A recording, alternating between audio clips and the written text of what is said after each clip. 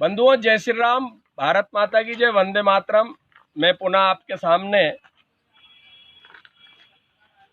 दुर्गा उत्सव को लेकर और इसके दुष्प्रभाव को लेकर, जो शासन ने गाइडलाइन जारी करी है उसके जो दुष्प्रभाव होंगे उनको लेकर आपसे चर्चा कर रहा हूं। थोड़ा सा विलंब हो गया है क्योंकि कल एक लव जिहाद का मामला था और उस लव जिहाद के मामले में पीड़िता को लेकर हम लोग अभी डीआईजी इरशाद वली जी के पास से होके आ रहे हैं, उन्हें आवेदन दे के आ रहे हैं।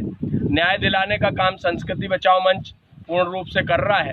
सभी लोगों के लिए हम तन मन और अपने धन के साथ उपस्थित हैं। आपकी सभी जो है वो हम कार्य पूर्ण कर रहे हैं, प्रयास कर रहे हैं कैसे भी आपका हम सहयोग प्रदान करें। बंधुओं, संस्कृति बचाओ मंच हमने यह प्रयास किया कि गणेश जी की प्रतिमाएं विराजमान हो, लेकिन शासन अपनी हठ धर्मिता पर अडिग रहा और अडिग रहने के कारण प्रतिमाएं हमारी विराजमान नहीं हो पाई। प्राप्त हुआ उस सहयोग के कारण दुर्गा प्रतिमाओं की हमको बैठाने की अनुमति मिली। कुछ गलतियां हमारी भी हैं, हम शासन के पीछे पड़े हुए थे। गाइडलाइन जारी करिए, प्रतिमा की हाइट कितनी होगी।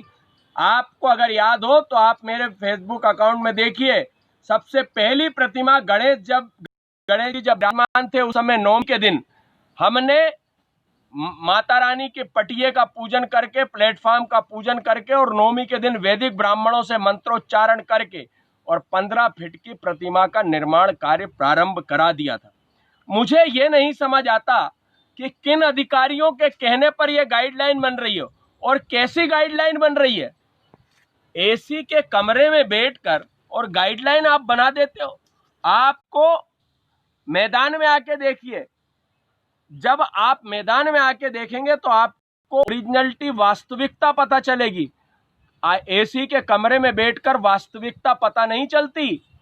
आपने गाइडलाइन जारी कर दी, 6 फीट की प्रतिमाएं निर्माण होंगी, 10 बाई 10 का पंडाल होगा।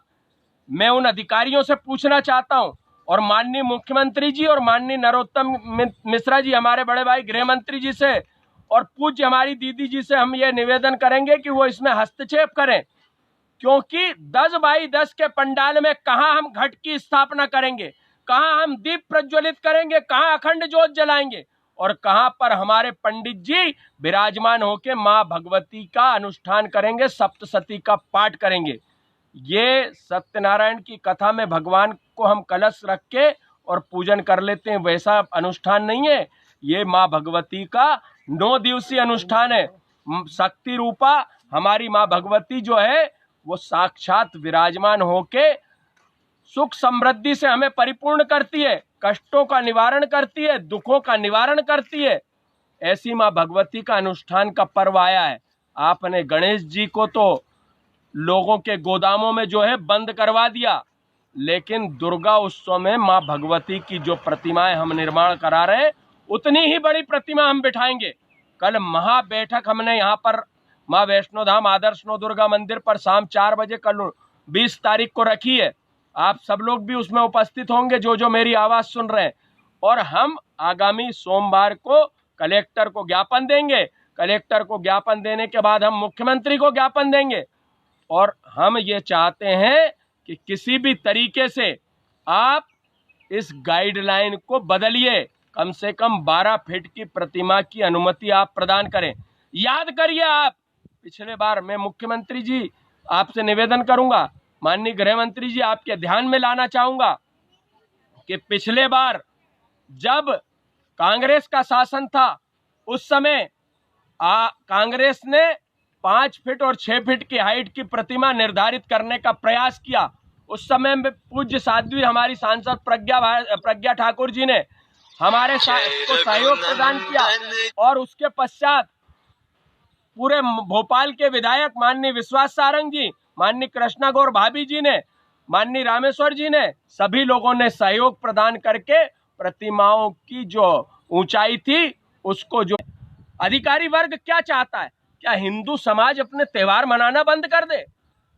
बड़े बड़े सारे आयोजन हो रहे हैं, उपचुनाव का समय है, सारी रैलियां हो रही है, चाहे कांग्रेस की हो चाहे भाजपा की हो, सबकी रैलियां हो रही हैं।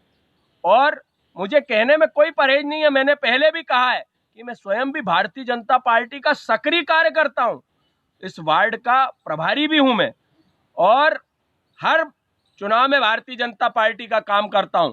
लेकिन मेरे मन की ये पीड़ा है कि इस प्रकार से आप किन के कहने पर यह गाइडलाइन जारी कर रहे हैं। तो मैं मुख्यमंत्री जी से मैं मांग करूंगा और पूज्य साध्वी हमारी सांसद प्रज्ञा ठाकुर जी से भी निवेदन करूंगा कि वे भी इसमें हस्तक्षेप करके इस गाइडलाइन को मुक्त कराएं, और हम कहीं भी इस गाइडलाइन का पालन नहीं कर पाएंगे। आप हमारे ऊपर केस करेंगे, हम केस लेने को स्वीकार करते हैं। आप लगाइए, आप जेल में डाल दीजिए। माँ भगवती का अनुष्ठान तो हम जेल में भी करेंगे, और वहाँ पर भी माँ भगवती साक्षात विराजमान होती है, क्योंकि एक नवरात्र में मैं स्वयं जेल होके आया हूँ। भोजन तो आपको देना नहीं है, नवरात्र में हम व्रत रखेंगे। तो मेरा यही कहना है कि इस गाइडलाइन पर पुनर्विचार होना चाहिए। अगर आप हमारे से जिद करेंगे तो ऐसा ना हो कि कोई अप्रिय स्थिति उत्पन्न हो। आप हिंदू हिंदू में लड़ाने का प्रयास कर रहे हैं। पुलिस प्रशासन में कौन सा समाज कार्य करता है? अधिकतर हिंदू समाज कार्य करता है। आप पुलिस को एक बंधन के लिए बाधित कर रहे हैं कि आप ये नियम लागू कराइए, वो नियम लागू कराइए। आप देखिए 15-15 फीट की हमारे यहाँ की प्रतिमाएं, 10-10 फीट की प्रतिमाएं बनने को तैयार है। एक एक टोली में 200, 300 कार्यकर्ता होते हैं।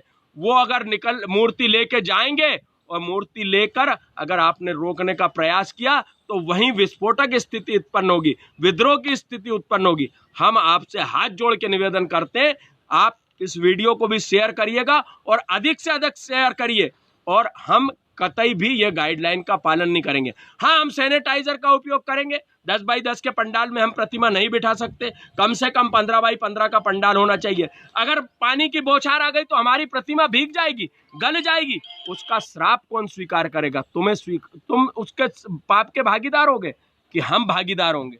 इसलिए हम निवेदन करते हैं। दूसरा, मैं दुष्परिणामों की बात कर रहा था। लगभग 10 से 15 लाख जो है मूर्तिकार गणेश उत्सव में जो है घाटा करके और अपनी रोजी रोटी के उनके लाले पड़ गए। डीजे आप कह रहे जुलूस नहीं निकालेंगे, मत निकालिए ना रैलियां। क्यों निकाल रहे हैं? क्यों साउंड लगवा रहे हैं? क्यों हजारों लोगों की संख्या एकत्रित कर रहे हैं? हमारे को 10 लोग जाके और विसर्जन करेंगे, कोई किसी प्रकार का जुलूस नहीं निकलेगा। जुलूस भी निकलेगा और सब निकलेगा, डीजे भी बजेगा। आप जो करते बने आप करिए, हम अपना काम करेंगे।